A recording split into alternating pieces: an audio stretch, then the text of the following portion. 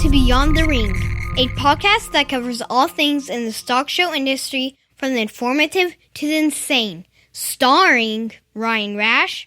No matter what room it is I walk into, I'm always going in as myself. And Dale Hummel. We are a product of our environment. Surround yourself with the best.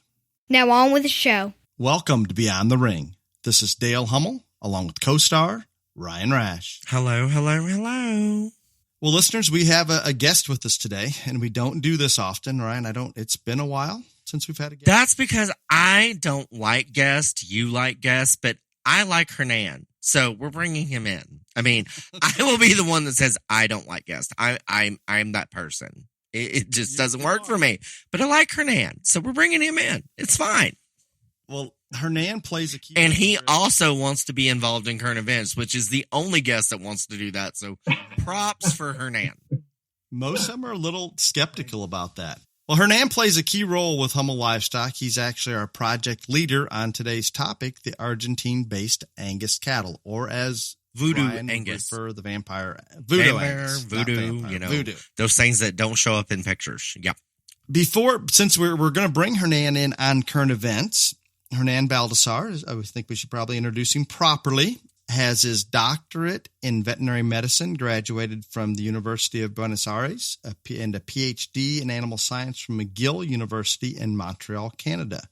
Work experience from 1984 to 98, chief veterinarian at Gosheki, in charge of a group of farms that carried about 90,000 sheep and 5,000 cattle.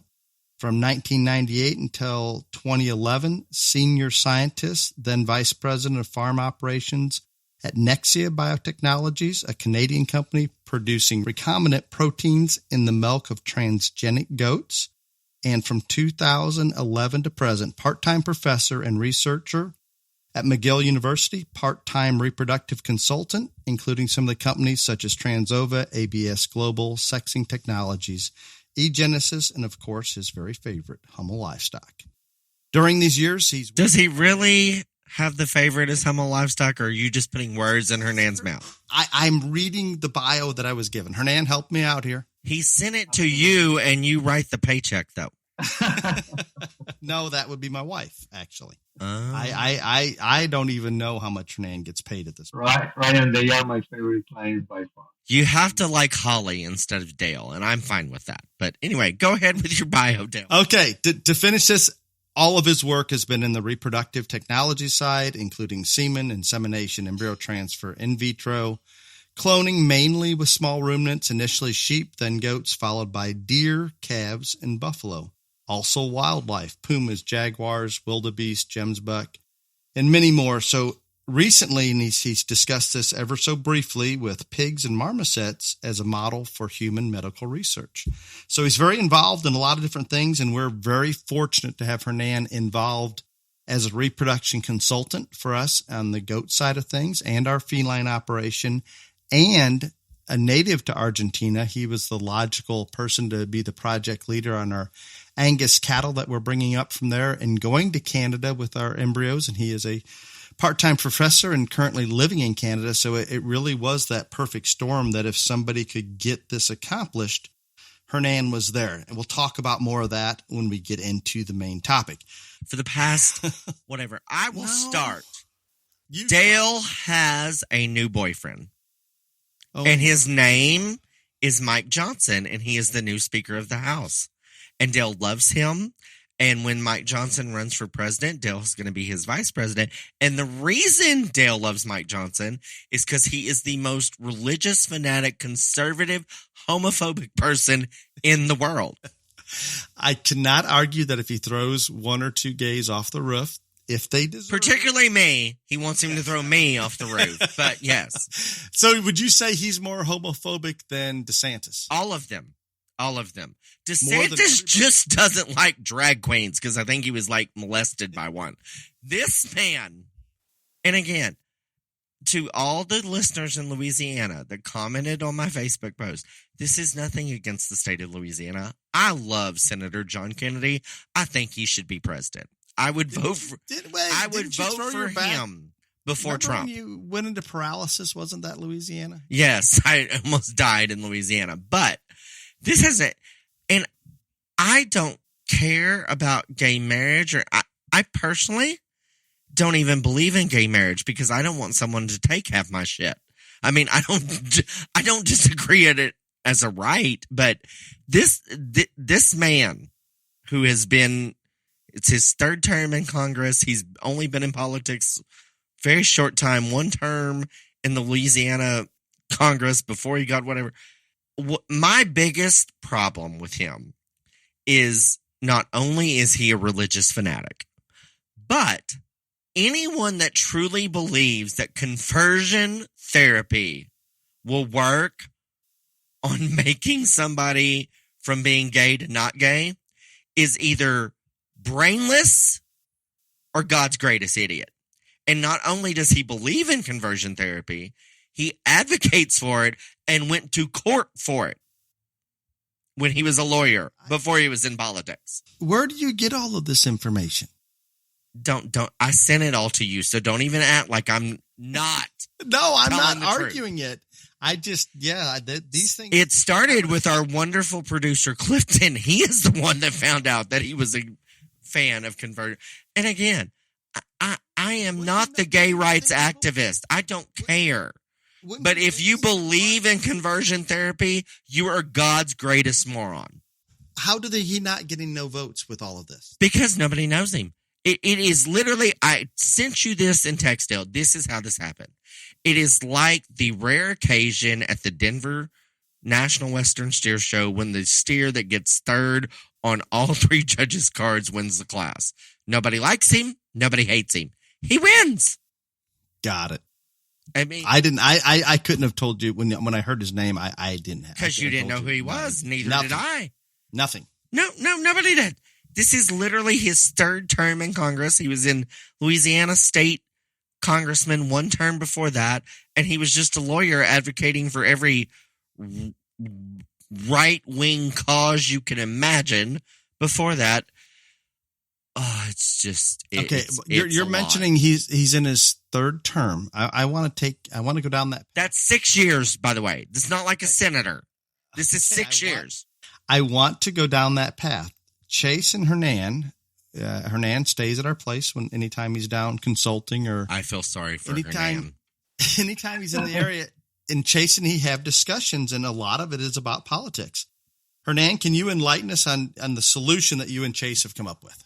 We are strong for the U.S. politics, I should say. Well, I think it's not necessarily for the U.S. alone. I think this could be universally useful, and is that if you observe most of the politicians, whether it's in the House or the Senate, most of them are constantly doing things, basically putting up front what things will get them reelected. And good governing sometimes requires that you do things that are not popular, let's say, so that are going to hurt, that are the things that are needed by the nation, and things that are needed in the best interest of the nation. So the solution to that, and I think it has been brought up before in your podcast, and I know that Ryan is not a big fan, but we can talk about it again, is that all of these politicians, including the president, should be elected for a single term. And we could consider expanding that term, for example, to 6 years or even 8 if it makes sense, but just one term, so that people will really be more interested in their legacy and their contribution to the nation than getting reelected. I am perfectly okay with this. And I think it solves, think about the Pelosi's, think about everybody that's using that political, I guess, advantage to become wealthy, to whatever, in a manner that does not benefit the country. I would assume on a one-term limit, this would be less likely. And I think exactly as Hernan put it, they don't have to cater as much to those in terms of getting reelected, but rather do the right thing. We can maybe cut this subsidy out because it's not right. And the only reason it's there is to buy the vote. things like that, I'm okay with. I am a proponent for term limits. I am. But again, if you really look at how this U.S. swamp that we call democracy is structured, we limit our president to 8 years because we think he can enact enough, he or she, can enact enough change in 8 years. So he's or she is got way more power than a lonely congressman or senator. So yes, while I believe in term limits, no one is ever going to get anything done in one term in this system. I'm not saying in another system it can work. This system. Do I like that quack that's now the Speaker of the House? This is his 6th year and 3rd term in Congress or whatever. I think probably 5, like if 10 years in Congress, you're probably done. Like you've done all you can do. Senators are worse because their terms are for way longer or whatever. But I mean, I am a proponent for term limits. I think it needs to be proportional, but it is very hard to enact term limits in our system of screwed up democracy when the head person in charge has the possibility of getting 8 years. So how do you limit the underlings that don't have nearly as much power to less than that, I guess is my point. Go on to BTRJLA top 10. There you go. Okay, so I'm not sure where we're at. I think we finished off the novice. I think that means that I go back to the all-around. But anyway, just because the all-around race is going to be so exciting, and again, with Kansas City, Louisville, Arizona, all being triple point shows and all these shows in the winter coming up, nothing is decided and it's going to be so close. I want to give an all-around update. In first right now, Isabel Lowry from Montana. Second, Zane Downey from Montana. Third, last year's runner-up, Piper Liska from Arizona. Fourth, Echo Bartles from Colorado. Fifth, last year's all-around winner, Paisley Carlson from California. Sixth, Addison Sharp from Utah. Seventh, Elmer Hambrick from Arizona. Eighth, Macy Zerbach. And also, I'm pretty sure she is the American Rural Goat Champion from Oregon. Ninth, Mason Calhoun from Oregon. And 10th, Michael Schaefer from New Mexico. So again, it's going to get really exciting. The spread from 1 to 10 in that deal is not very far off. And again, with those three being triple point shows, and if there's over a 250 head deal in the next couple of months, that's a double point show. It's all going to get super competitive here coming to the end. I do want to give a shout out to our most loyal and faithful sponsor the past 2 years, Leonard Truck and Trailer, the Clint Leonard family. At Leonard Truck and Trailer, we are dedicated to providing the best service, selection, and value. Our efforts are focused on meeting and exceeding our customers' expectations every day because we know that our continued success relies on our ability to satisfy every customer. We are committed to being your one-stop trailer source, and we appreciate they have a vinyl deal. They have on-site financing, anything that you could ever need for your trailer needs. Clint Leonard family and Leonard Truck and Trailer has it. We are eternally grateful to Clint and his family and Leonard Truck and Trailer for being the number one largest supporter of the BTRJLA in its first 2 years. Thank you.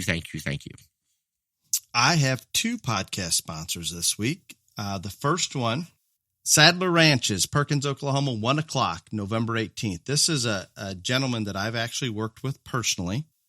And in all seriousness, when I was searching for a partner in some of the Argentine cattle that we're going to talk about today, Brent was one that we met at Cattlemen's Congress and shared a lot of the same beliefs and values and direction that he wanted to go with his cattle and thought that the cattle that we were bringing up would really fit into a portion of his program that would work well. So we did form a partnership where we have a lot of our cattle at Sadler Ranch. There's only 2 head that will actually be selling that are direct Argentine imports, but a lot of Argentine sired, the bull that Ryan refers to as Augie, selling in the sale. So we're excited to be a small part of that on November 18th. You can find online biddings via Superior Auctions and Sale Ring Live. So Brent, good luck with that sale. We will be out there. Hopefully a bunch of good functional real world cattle that will be offered. And as usual, thank you ShowFresh H2O for your continued support of this podcast. Please give ShowFresh H2O a try. Minimal cost, huge returns. ShowFresh H2O can be purchased at your local farm store, Show Supply Trailer, or swampfox.com.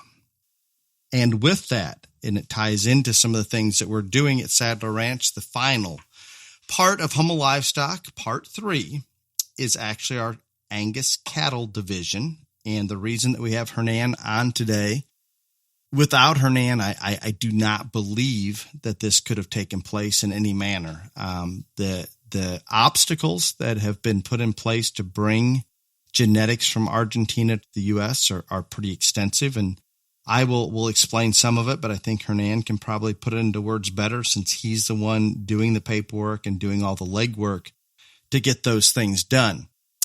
Before we jump in and I turn that over to Hernan and have Ryan ask any questions he would like about that. My wife Holly and I, along with our manager and our kids, are kind of excited about the cattle project. We took a different approach, similar to what we did in the cats and similar to what we did in the goats, and went elsewhere looking for genetics that we thought might fit the direction that we want to go. And I think to summarize that before we jump into any detail, I guess our mission was to find cattle that were, first off, very functional, good in terms of their skeleton, probably a little stouter than where they want them in the show ring currently. So functional cattle that still have enough look to survive the show ring. And I don't know if that's even possible. Many will tell you that we can't in the U.S. We can't take the commercial real world function and survive the show ring, or vice versa, that if we take these show cattle and turn them out in the real world, they're probably not going to do well. I don't believe that is completely true, but where we're at right now, probably some difficulties, and it is what it is. We Ryan calls me a hypocrite in the goats because all we make is show goats, and we don't care about the commercial side, and I don't even know about the commercial side, to be perfect. And the show ring side has nothing to do with the commercial side in any industry, but you think that you're going to bring it back. You're like somebody that thinks bell bottoms need to come back. But anyway, I wish there could be a tie. You will not look good in bell bottoms. You're short as it is. This is not a good idea. So I shouldn't say not trying to bring it back. I don't think that we can bring it back, but I truly do believe, and I should consider this in goats, and I don't, because I don't know what the ideal commercial market goat is. I honestly don't. They seem to accept anything, and it doesn't matter. But I think there are segments of the beef cattle industry that we can breed for and feed for that fit very well into those segments, and I'm not sure why in the show ring we can't have it. And I'm not saying they need to look like commercial cattle whatsoever. What I'm saying is it at least still forms a basis that we need sound, functional appearing cattle that have some substance and actually, let's say, can pretend like they look like they would do well in the real world. Maybe that's the best. We can never know what fertility is going. We can't look at an animal and determine fertility, and we'd like to think we can determine longevity, and we're probably not as good at it as what we'd like to believe. But bottom line is I would like to try to breed cattle that are as maternal, as functional, have as much longevity as we can put into them, that still have enough look to survive the show ring. And again, maybe it's not possible. I don't know. The only thing that we've done so far is we had one of our Argentine sired one steer calf born. Actually, our manager Craig had bred one of our bulls to his U.S. bred cow, and we're able to take it to the Illinois State Fair as champion Angus steer. And that's not the biggest accomplishment in the world, but that's pretty much the limited exposure that we've had to the show ring with these genetics, and hopefully here in the near future we'll have some more. But with that, Hernan, can you come in and help us out here just a little bit? I get asked the question a lot, and I can go through the process, but only because you inform me of such in terms of the procedure or the complications. Our first trip to Argentina, Hernan, when you were kind enough to escort us down there to be our translator and use your connections to get us to the different breeders throughout the country, did you think it was possible to bring those genetics back? Well, I knew it was going to be difficult. I have never done it before. So obviously the main complication for those that are not aware is that there is no protocol to import embryos or semen from Argentina directly into the U.S. However, Canada does have a protocol to import embryos from Argentina. So the chance existed that if we brought the embryos into Canada and then the animals were born in Canada, then as Canadian cattle, they could be imported into the U.S. Again, I mean, it would be so much easier. And there's been a lot of people that have gone down to Argentina and judged the Palermo show and asked about bringing semen back on a specific bull. And just Hernan, correct me if I'm wrong, but those things just are not possible. No, not even to Canada for semen. The part that perhaps needs some clarification is that for those of you that are familiar with an embryo, the embryo has like a shell that is called the zona pellucida that have been shown through research that does not allow any bacteria or virus to penetrate the embryo. So if you wash those embryos with a particular procedure involving some enzymes, then you can guarantee that the embryo will not transmit any disease, even if it was collected from a cow that was sick at the time of the collection, which obviously nobody does because that cow would not give a good response. But that's why importing embryos is safe. And then, of course, once the progeny is born, it's safe. So it's interesting to me that I would have assumed that the United States and Canada would have similar biosecurity regulations put in place, but it is interesting that we can legally, and just so everybody knows, get those embryos, conventionally flushed embryos, not IVF embryos, from Argentina to Canada. It requires a lot of paperwork and a lot of oversight when the time it leaves Argentina until it hits Canada. But once those embryos are approved in Canada and they're placed, in other words, once the embryos get to Canada, we can't just automatically bring the embryos into the United States. I'm going to assume, Hernan, I don't know this, that if there's cattle that have made embryos in Canada, we can bring the embryos back and forth. I know we send embryos from here to Canada under the proper quarantine, but the embryos that we bring in from Argentina, we cannot bring to the United States legally. They've got to go into a recipient, or the calves need to be born in Canada. That is correct. So it's and if anything, I would characterize the Canadian Food Inspection Agency, which is equivalent to the USDA, as having standards that are as high or higher than the USDA. So it's not that Canada is, let's say, weak on protocols. It's exactly the opposite.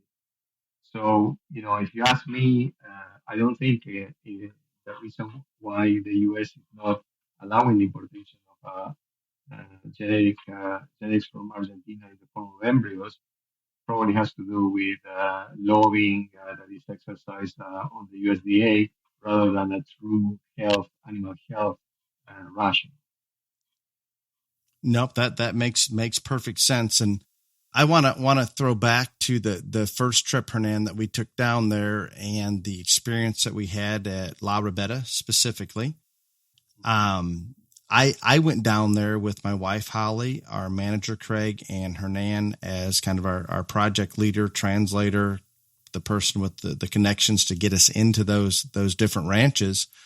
But the first time we saw some of those cattle at La Rabeta, I went in with the mind, well, this may turn out to just be a vacation. We won't like the cattle that much. but they fit exactly. And when I say exactly what I would place priorities on in terms of the skeletal flexibility, the actual muscle shape, the body, the potential longevity, the ease of fleshing, all those things that you've heard me talk about many, many times were right there. And at that point, it became a reality that we have to make that investment to get those embryos purchased, work with the breeders and foster those relationships in Argentina. And through Hernan, manage the paperwork to get those out of Argentina into Canada, approved once they get to Canada, get the recips in Canada impregnated, bring some down, leave some there, whatever direction that we could go. But it was one of those situations, and maybe I'm not speaking exactly accurate, Hernan, and you can correct me. During the process, from that first trip down there until we successfully had cattle in the United States, that either out of the recipients that we brought down pregnant and were given birth here, or calves in Canada that we brought down, how many times did somebody in Argentina or Canada, how many times did it appear as though, no, this can't happen, that we have to keep pushing to figure out how it can happen? Yeah, I think we found lots of bumps along the way. Obviously, the first few times, a lot of things were new to us, and we were experiencing them for the first time. So future importations obviously became easier and easier, but it's never easy really, because it's a complex process where you have to deal with obviously the veterinarians that are doing the collections, and when is a good time, because sometimes we went there and the cows that we liked were either pregnant or needed to be impregnated before they could be flushed. There was a number of issues that started from the farm. Then, of course, to get the embryos, then we have to get all the paperwork stamped and signed by the health authority in Argentina, which is not easy because, government offices, red tape is all over, but in Argentina, maybe a little extra. Then you have to deal with an exporter that does all the exportation paperwork, all the financial aspects of it. Very difficult too, because in Argentina they have this weird system where the dollar has an exchange rate at the official, let's say, government controlled value, and then there's the street value of the dollar. And at the moment, for example, I think there's a 200% difference between the let's say, government set value and the street value of the dollar. So all kinds of complications regarding that. Then, of course, there is only one airline that flies directly from Buenos Aires to Canada, which is Air Canada, by the way.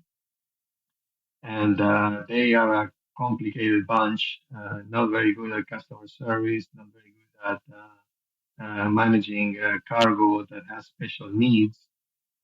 So, one of the times that we were importing, I can't remember exactly, but I think something around 80 embryos, valuable embryos. I don't know what happened with the time. Probably they tilted or whatever happened, but it was arrived completely empty, no nitrogen inside. So obviously the whole thing was lost, and all kinds of things obviously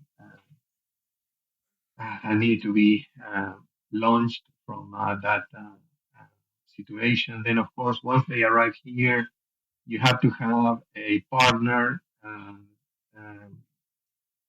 authorized embryo bank that will act as the receiving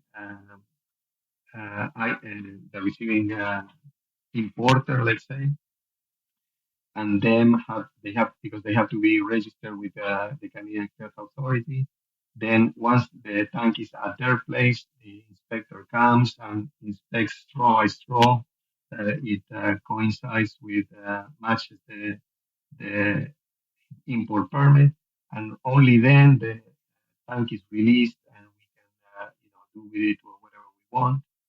Then, of course, creating contracts with farmers that have cows, breeding cows, so that instead of having their own calves, we could, let's say, rent a cow to implant our embryos and make the contracts. Not easy, big negotiations. You want people that take good care of your calves. So finding the right one took us a little bit of a hit and miss the first few years, but now we have good people that we're working with, and they do a very good job. Then, of course, you have to export them, whether you decide to go with pregnant cows and make them be born in the U.S. or let them calve here and then bring the calves after weaning. Every of those process has its own ups and downs and difficulties. And then, of course, the exportation, you have to also hire an exporter, a hauler, a person that does all the documentation needed for exportation.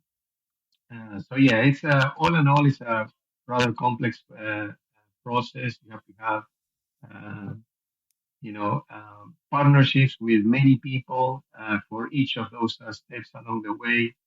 And I think we have a good system now, but we had, like I said, a few bumps on the road. It is, and Hernan, your guidance through all that, I am not the best at following the paperwork trail and creating such, and it is appreciated. So all of this takes place, and Ryan, you would have seen the very first crop of calves. We had brought 4 recipients down from Canada with embryos in them, and those are the 4 flush mate bulls. Everything out of them was born a bull that we took to cattlemen's. Those would have been, I don't even think, Ryan, I sent you, like you always make fun of, I never send you pictures. I don't think you saw anything on those calves until they showed up at Congress. Would that be accurate? No, because they're vampires. But you did approve of one of the bulls, at least. Yes, Augie. What is his real name? I don't care what his real name is. He's my bull, and his name is Augie.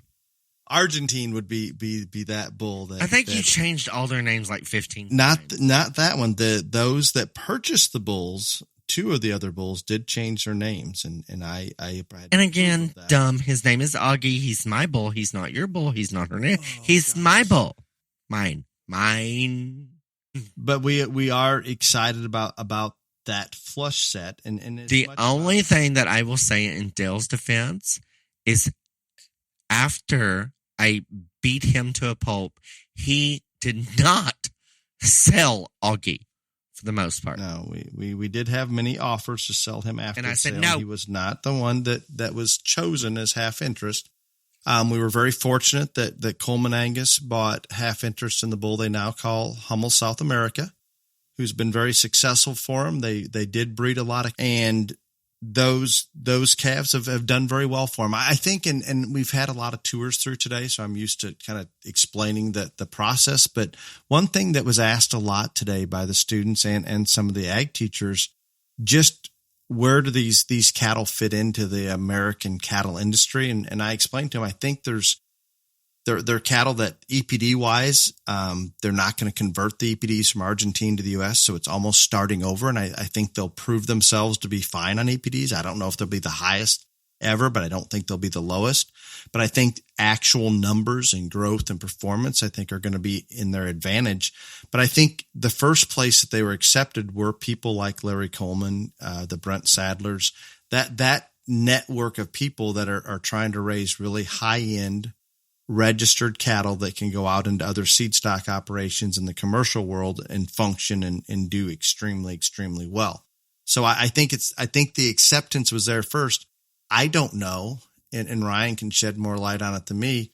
I would use a bull like Argentine and not hesitate in the show ring. Some would say, well, maybe he's too moderate. Maybe he's not freaky enough fronted. I don't know. The only reason anybody in the United States is not going to use Augie to breed their cows is because of the EPD bullshit. That should never be allowed in the show ring anyway. Period. You're not a fan. We know that. I think this is You asked my opinion. I'm giving it. This is how far out of touch I am with it. I couldn't even tell you what his EPDs are. I noticed. Because they're never going to let them be what they are, those U.S. bulls, simply because they want to keep you out. I will call a spade, sir. You may not. I will. So I think the EPDs in South America look good. Argentina, I think, are fine, but they're never going to be the top 2% or whatever that is. And I know we all know where Ryan is on EPDs. I can't say that. I will never judge another Simmental show again because at Oklahoma City last year, they gave it to me the night before. I looked at it. They gave it to me again that morning, put it in my pocket, and I never took it out.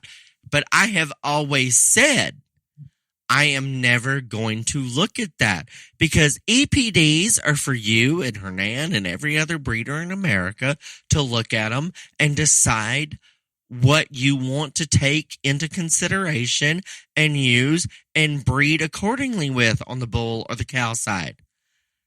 It has nothing to do with which one that person standing in the ring on the microphone thinks is the best one. And if that alters your opinion on which one you think is the best one, you don't have enough backbone to be judging the show. Now, I think there are people. Would you like me to repeat that again? I think there are people that would like to see both used. It's been tried for many years. Why? I don't know that why. There's been. Give me a rational reason why. Well, what I'm getting at is I think that there are people that think a lot. Yeah, there are people that weight the numbers as much as visual. What I'm trying to say is breeding decisions. They even in the show ring, they think they should be used. I'm not saying it's right. I'm just giving you the perception that I get from others. I don't think you can implement. And it's all lies. Yeah, I don't think you can. And you've said EPDs are all lies. Yeah, I know. I think if EPDs were based off of actual numbers, let's say an independent party raised all the cattle and collected all the numbers and they could care less which ones did well or not, I think the system is impeccable under that scenario. But when you have breeders and others that are reliant on how those EPDs look for their livelihood, there's going to be manipulation of contemporary groups and everything else. And I'm not saying A breeder and C breeder go out and manipulate the numbers. No, and maybe more of them are honest than not, but there are people out there that understand how to manipulate those numbers, and they're going to do it, and they are doing it. And we've talked about this before, and it's not a perfect system because we're reliant. The EPD game ain't any different than the backdating game on the ages, people. I'm just telling you, and that's just how it is. That is the truth. Yeah, it is a system that in theory could work, but I don't know how you can expect breeders that know they're selling EPD cattle or that's going to play a role in what they bring to self-report. Does that even make sense? I don't know. It's hard. Very, very difficult. So with that, we have done more than I've ever thought we'd accomplish with the cattle. Has it paid off from what we've invested to get the embryos brought and even bought some donors in Argentina through the process of Canada and bring them down? No, financially, it hasn't gotten to the point where it's breaking even. Because you won't sell anything. Well, we haven't taken a lot of time to decide what we're going to sell. Okay, but don't act like it couldn't be profitable. You are very, very stingy, sir. So stop. I do not know that it could be profitable. Oh my God.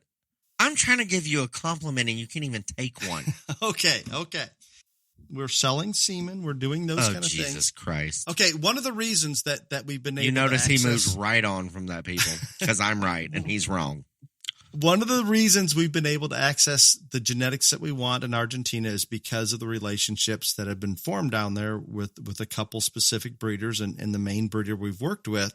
I wish I could take credit for this, but this relationship's primarily fostered through Hernan. They do not speak English. I knew it had to be somebody else. I knew it could be you. I do not speak Spanish, so Hernan takes care of it. But Hernan, can you explain just a little bit to us briefly about, let's say, our relationship with La Rabeta and the trust that they're putting into us, and maybe some of the pride that they feel from what we've done with the cattle here? Well, for sure. Definitely when we first went that first year, essentially we didn't have a lot of time but we wanted to see the best cattle that we could. And so we went to the two studs, let's say, or breeders that are considered to be at the top of the Angus in Argentina, and those are La Robera, which is the one that we ended buying, and then Tres Marias. And I have to say that, and jump in, Dave, if this does not really represent it, but I think it's fair to say that on that particular first trip, that we spent probably equal amount of time both in La Rueda and Tres Marias. I think we kind of liked the cattle that we saw in both places. But what made a significant difference was the people. We kind of felt much more closer, not just in terms of how amicable they were and how well they treat us, but when we spoke to them about their objectives when breeding cattle, it felt very quickly that they were going for almost the same objectives that had been set by Dale in terms of what we were looking for. So at the end of the tour, we were both saying, okay, yes, these other guys have very nice cattle too, but I think the relationship part probably is going to be a lot better with Rubera. And, we started by buying our first bunch of embryos. I don't remember how many, but were not that much. Not that many. We wanted to test the whole process that we were going to do it for the first time. But then we obviously liked very much the end result of the animals that were born. And from there on, the relationship became closer and closer. And I have to say that the Fernandez brothers, both Carlos and Martin, our relationship with them has grown very much, and we have a very, very big trust. We never had to sign a contract of exclusivity or anything like that.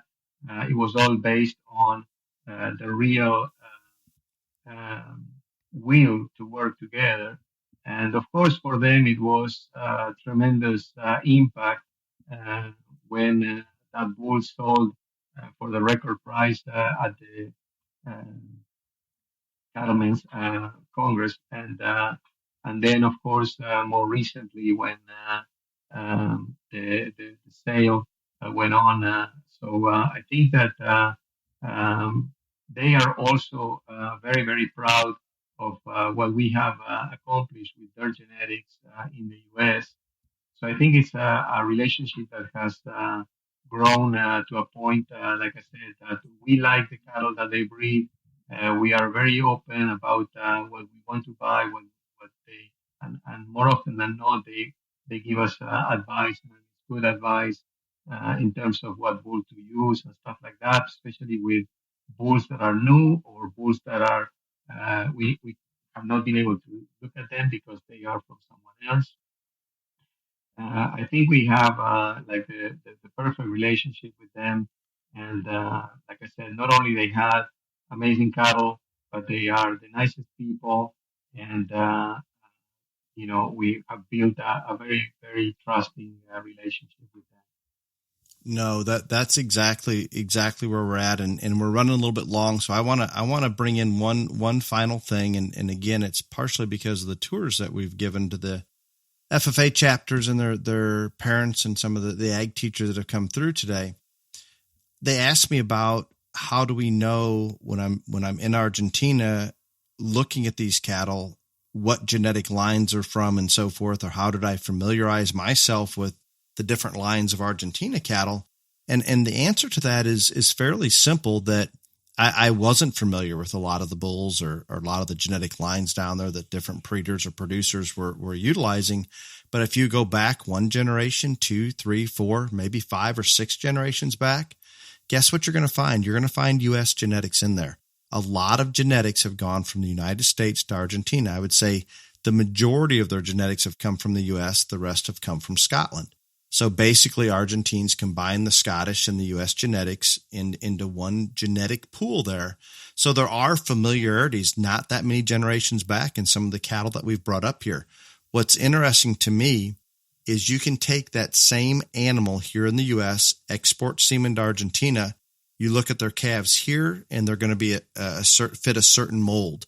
You look at the calves that go back to that bull in Argentina, they may look considerably different. And I use the example that even though we start with the same genetic base, because we're placing selection pressure on each generation and consequential generations, we can take it different directions.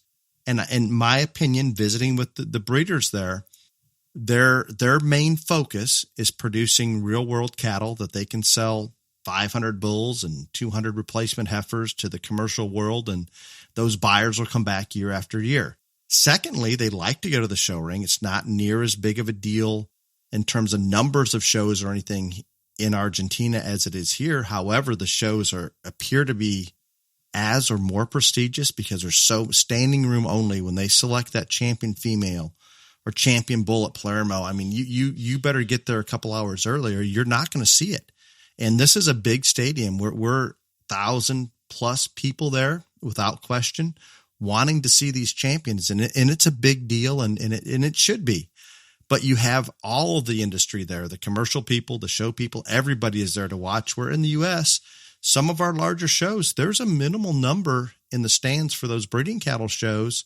And those are primarily other people that are looking at those show cattle genetics to incorporate into their show cattle genetics. Not many of the commercial men coming down there. So back to what I was trying to get at, because of selection pressure being placed in different areas. And I'm not saying there's great Angus producers here that make cattle that fit various environments all over the country that never go to the show ring, but are great real world cattle. They exist here as well. I had the opportunity to go to Argentina and for the most part find the cattle that I like, that I really fell in love with, and was able to access those embryos. Maybe not as easy to do here in the States, or maybe it costs more initially, but by the end of by the time we bring them through Canada and so forth, it does get expensive. But if we use an example, if we go back in dog history, and Ryan, you'll like this because of our new dog project.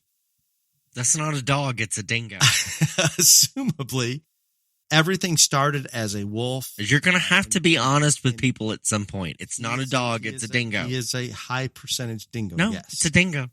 Okay, you'll get to meet him tomorrow. Okay, so everything originally looked similar to a wolf, and that's what Mother Nature selected a canine to be. We decided to breed these wolf-based genetics and make Frenchie Bulldogs and Great Danes. Vastly different creatures, yet they share a genetic similarity. So because of selection pressure, we can make them look like anything we want, even though starting from a very similar base. And I don't think there's that big of extreme between the U.S. and Argentina, but there is no question they put selection pressure on different things than we do here in the U.S. Just like some U.S. breeders are breeding for truly real world adaptability in a certain part of the country, and others maybe only breeding for show cattle. And that's great. And both worlds can work, and they can succeed in their individual worlds. They choose to do so, but there is a difference. And that's the biggest thing for when I talk about pedigrees up here with potential buyers or people that are interested in the Argentine cattle, and I use a U.S. bull's name that's in the pedigree, they automatically assume, well, that's going to be real muscular, or that's going to be good looking, or whatever it is. And it doesn't always translate the same down there. I'm not saying it's vastly different, but because of selection pressure, there are some differences there. And that's been very intriguing to me. What has been accomplished so far? Brian says we don't sell very many. We haven't. We sold the half interest choice in bulls at Cattlemen's Congress that did bring a lot of money, and we're very happy that Coleman Angus invested what they did in it. We have not sold. There's been offspring sold out of both, or all 4 bulls actually that we had there that have averaged an incredible amount of money. Semen out of the bull that Coleman's bought, named Hummel South America, I think averaged $2,500 a straw on the limited amount that's been sold. So the little bit that we've sold has been good. And we're building enough numbers that if anything ever were to change, Hernan, and we have no reason to believe that, but it would be so easy for Canada to say, okay, we're no longer accepting embryos from Argentina for whatever reason. And there's no biologic reason, but that doesn't seem to impact what happens, just like we can't bring them into the U.S. Hopefully we now have a nucleus built up that we can breed from within, even if we never bring anything back up from Argentina. So we're kind of excited about that, and we'll start selling. Yes, Hernan. No, I was going to say that that is completely correct, because it could be as simple as a change in the sanitary status of the country in Argentina. Immediately, Canada will remove the protocol if they're not any longer comfortable bringing cattle from there. And just to add to what you were saying, I think that the concept of functional cattle, or commercial cattle, as they refer to it in Argentina more often, it's a representation of how Angus cattle are bred in Argentina, which is everything is in grazing conditions. These cattle, even the ones that go to the shows, receive very, very little grain or supplements in preparation for the show. So really, it's a different kind of animal, like you said, that can have, and most of them have, ancestors that came from the U.S., probably to improve a trait or two. But everybody's going for, or most of the breeders, certainly the breeders we work with, are interested for that more compact and muscled animal than the giant that let's say, can often be seen in American shows, right? Absolutely, and that's very well put. Ryan, are there now that you've got to visit or listen to Hernan and visit briefly before the podcast, do you have any questions for him? I am always hesitant to allow you to ask me any question in the world, but please have at it. No, I don't have questions. I just have opinions, and I don't think either one of you want them. So, I mean, I think what you and Hernan are experiencing and talked about in South America is probably the polar opposite of what we have in the U.S. And again, while you publicly say on the mic that the Angus is a dairy breed in the U.S., which is fine. That's your opinion. And I'm not the show ring Angus. Show ring Angus. Resemble the dairy breed. Okay. Yeah, that's what I'm talking about. Sir, you're in the show ring industry. You're not in the commercial industry. No, so don't even start trying to act like you are. Okay. We're trying to cater to both. You will say that, and I'm not saying you're wrong. In the U.S. right now, we'll just say in breeding cattle in general, I think we've gone a little away from muscle. I'm not going to lie. I think they're all a little flatter than they probably should be, regardless of breed. Angus in particular, Mr. Dale Hummel with the dairy-like comments. So they're sound and they're pretty. Why do we not try to put a little more muscle in them? And I'll just give an example. Lemmies used to be, Charolais used to be really muscular breeds. Now you can look at them and there's not much muscle. So my whole point on all of this is you have shown me cows. You know that I think Augie is a world changing animal, regardless. But I think it's interesting that no matter where you are, I think, or what species it is, that we get in this thing, and whether it's sound, stout, wide-chested, big-skulled, or whatever, we get into this mode that we're going to select for this, and then the large majority of that species in that country or whatever has it, and then we don't select for the ones that have that and then the extra. And that's where I'm at. I think that's the ideal. And isn't that what the show ring's about? the ideal? I think that's, I think everybody's going to argue that, but it is to me the ideal, that one's opinion. Everybody's going to have a different ideal in their mind. And I'm not trying to change anybody's opinion but isn't the ideal to have everything? Exactly. And I think it's hard to make, but that is exactly what bringing these pieces up and that's why the commercial and the show ring will never work. And I'm done. Bye. Yeah. See you next week. They're not going to emphasize the look in the show ring, but I think the function and all of it comes together, and it's just hard to do. I don't know that there is or isn't enough muscle. I would like to see more in the U.S. cattle breeding show ring, but at the same time, I probably have more of an issue with the skeletal build and flexibility, just as much as the muscle. Just some traits that, to me, when I think of beef cattle, I want them to go in I've studied the South American, all that stuff enough since I've been with you and watched those shows online. Those are sound, stout, opened up, all the things that a lot of the show ring cattle up here don't have. They have in spades. But what the U.S. cattle have in spades, those cattle don't have. So again, in my opinion, what you're trying to do in bringing those genetics up here and trying to take the best of the U.S. and best of down there and make one, that's what you should do. But you are you and Hernan are in the minority. I'm trying to give you a compliment, both of you a compliment, and you're not taking it. Y'all are trying to do what everyone should do. Do you get what I'm saying? Yes. Bring the best together, period. If you can. It's unfortunate.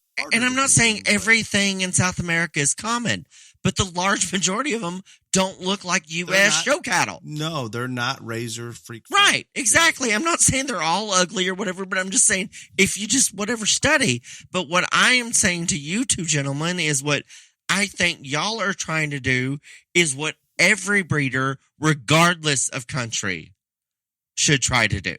And there's always going to be difference. I used to tell my students, it's almost impossible. And I know Ryan has a certain mentality with the show ring, but in all reality, when we go out in that show ring and select steers, I don't know if I try to bring it back to, okay, this steer is going to go to a restaurant in downtown Houston that somebody's going to spend $100 for that steak versus this one's going to go to a grocery store to ground beef. Those are two totally different animals. So with that said, Ryan, we can't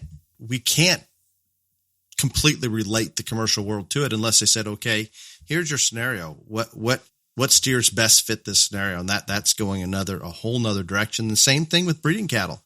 There's different types of breeding cattle that are going to work very well in different parts of this country. And I'm a strong advocate that if I'm trying to buy breeding cattle that are going to work in the real world, I would much rather buy from my neighbor with those cattle that I know work in these given conditions and environment versus take that chance that I'm going to bring one up from South Texas and bring it to Illinois. Or even when we bring goats from recipients from Texas to here, there's an acclimation period and some of them just don't adjust for whatever reason. I would much rather buy them right here in Illinois if there was large commercial goat producers. So there's a lot of things in the same bringing cattle from Argentina to here. I didn't know for sure how they're going to perform.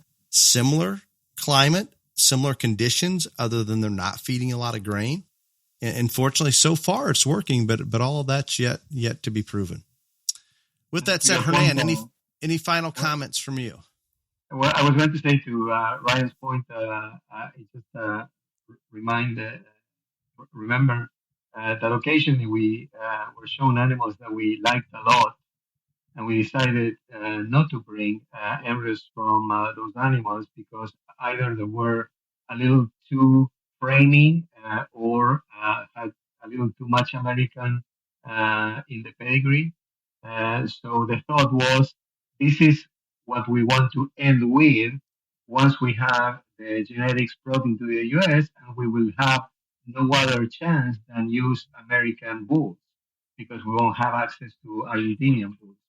So I think what you're saying is a little bit, in a way, aligned to that thought process that we had with those animals. Very good.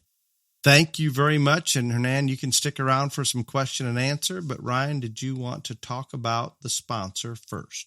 I just want to thank Basic Animal Health and Leonard Truck and Trailer for being the question and answer sponsor. Again, if you go to www.basicanimalhealth.com and purchase one of their projects and use the code BTRJLA at checkout, then we will get a portion of those proceeds, according to Miss Tiffany Leonard. Most of you do not do that, even though they're selling quite a few products. So we hope that you'll use the BTRJLA code at checkout for that. But thank you to the Leonard family, Leonard Truck and Trailer, and Basic Animal Health for your support of the Beyond the Ring Junior Livestock Association.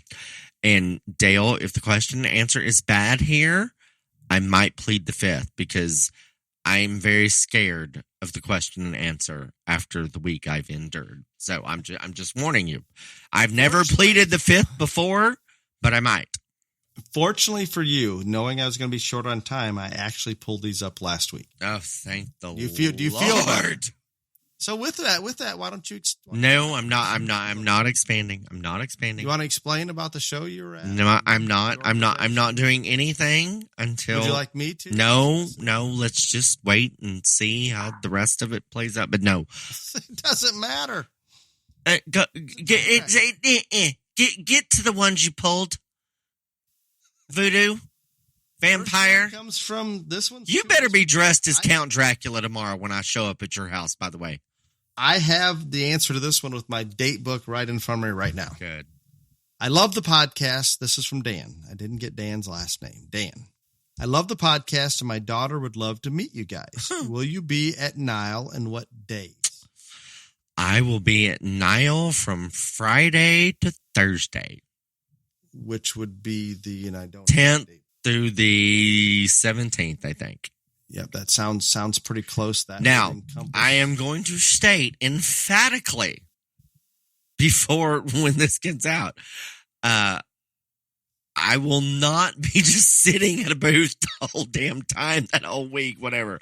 If you want to catch me, probably the best days to catch me will be at the Market Goat Show on Thursday, the 16th, I think, or probably the Sunday before, which would be the 12th, because I will be there the entire time, but I also have other events, other things. I have only certain shows that I am going to be at, but yeah, I can promise you I will be at the Market Goat Show the entire day, Thursday.